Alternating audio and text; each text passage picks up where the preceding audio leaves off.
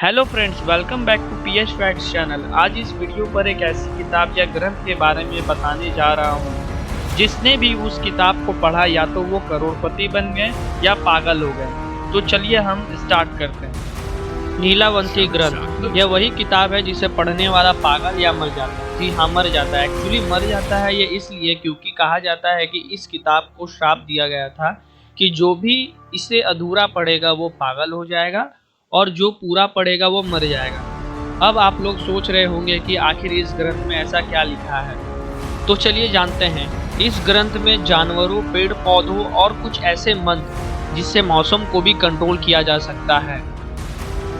और इस ग्रंथ को पढ़ने से कुछ शक्तियाँ भी आने लगती है, जैसे भूतों से बात करना। और आप अगर ये सोच रहे हैं कि आप भी इसे पढ़ें, तो आपको बता दूं कि यह ग्रंथ इंडिया में बैंड है। साथ ही साथ कई और देशों ने भी इसे बैंड लगा दिया है। आखिर इस किताब को किसने और क्यों लिखा, तो आइए ये भी मैं बता देता हूँ। लगभग 100 साल पहले उत्तर प्रदेश में एक किसान रहा करता था। उसकी बेटी में कुछ अलग सी शक्तियाँ थी, जिससे वो जीव जंतु से बात किया करती थी। साथ ही साथ वो पंछियों से भी बात किया करती थी। उसके पिता ये सब देख उन्हें लग रहा था कि ये खिलती है। लेकिन धीरे धीरे जब वो लड़की बड़ी होती गई, फिर वो जानवरों से बात करने के साथ साथ उन्हें कंट्रोल भी किया करने लगी थी। जैसे वो लड़की जानवरों को कहती थी, वैसे ही वो जानवर लोग करते थे। फिर एक दिन उस लड़की की माँ की मौत हो गई और गांव के लोग उस लड़की की ये जानवरों से बात करने की शक्तियाँ को देख उसे राक्षसनी और चुड़ैल कहने लगे। यह देख उसके पिता को बुरा लगने लगा। फिर वो लोग बहुत दूर जंगल में चले गए और वहीं रहने लगे।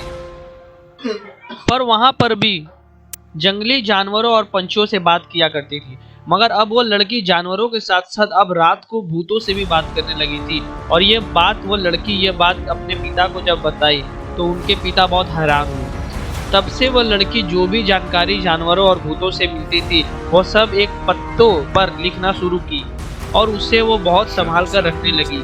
भूतों से बात करने की मंत्र, जानवरों से बात कर कैसे किया जाता है, उनको कंट्रोल कैसे किया जाता है, मौसम को कंट्रोल कैसे किया जाता है, ये सभी मंत्र लिखने लगी उस पर।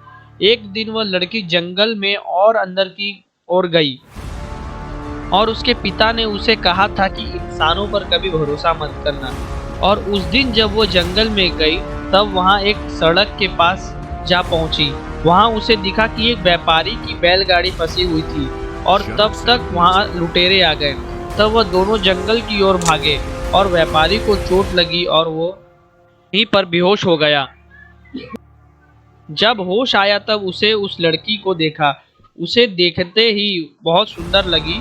तब वह व्यापारी उसे उसका नाम पूछा। लड़की ने बोला नीलावंती। व्यापारी ने उसे शादी करने को बोला और नीलावंती को इससे कोई परेशानी नहीं हुई। मगर वो व्यापारी से एक शर्त रखी कि मैं हर रात को घर से बाहर जाऊंगी और तुम मुझसे नहीं पूछोगे कि मैं कहाँ जा रही हूँ और ना रोकोगे। व्यापारी मान गया और दोनों की शादी हुई और वो बाहर भी जाया करती थी रोज रात को। जंगल में भूतों और जानवरों से बात करते वहाँ के लोग ने उसे रोज रात को देखा करते थे।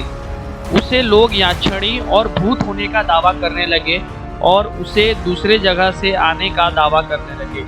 और एक दिन उस लड़की को एक भूत से बात हुई और भूत ने उससे कहा कि तुम इस दुनिया की नहीं हो, तुम अलग दुनिया से आई हो जो इस लड़की के शरीर में फंसी हो। उसी दिन से वह वहां जाने के लिए रास्तों का पता लगाने लगी और ये जानकारी लेने के लिए और भी भयंकर भूतों से बात करने लगी।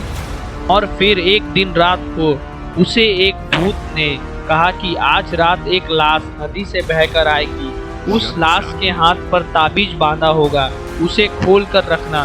फिर एक नाव आएगी, उस नाव वाले को वो ताबीज दे देना, वो तुम्हें तुम्हारी दुनिया में ले जाएगा। लेकिन वो वही एक रात होगी। उसी रात जब वो नदी के पास जाने लगी तो उसके पति उसका पीछा करने लगा और कुछ गांव वाले भी उसे छुपकर रोज जो देखा करते थे वो लोग भी उसे देख रहे थे।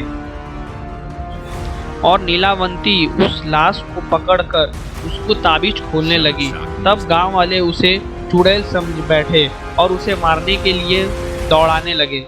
मगर तब तक लीलावती अपनी ताबीज खोल ली थी और जंगल की ओर भाग गई। तब उसका पति उसके पास जा खड़ा हुआ और कहा, मुझे वो किताब दे दो जिसमें तुम रोज लिखा करती थी, नहीं तो मैं सबको यहाँ चिल्लाकर बुला दूंगा कि तुम यहाँ छुपी हुई हो।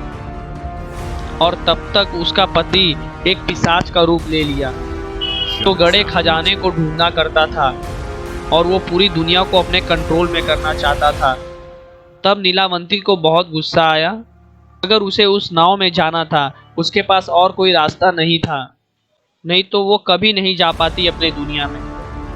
तब वो किताब अपने पति को दे देती है और साथ ही साथ उस किताब को श्राप देती है कि जो भी इस किताब को अधूरा पढ़ेगा वो पागल हो जाएगा और जो पूरा पढ़ेगा वो मर जाएगा। कहकर वो वहां से चली गई। बहुत लोग कहते हैं कि वो यक्षलोक चली गई, तो कोई कहते हैं कि वो अभी भी उसी जंगल में घूमती है। भी बहुत सी कहानियां इससे जुड़ी हुई है।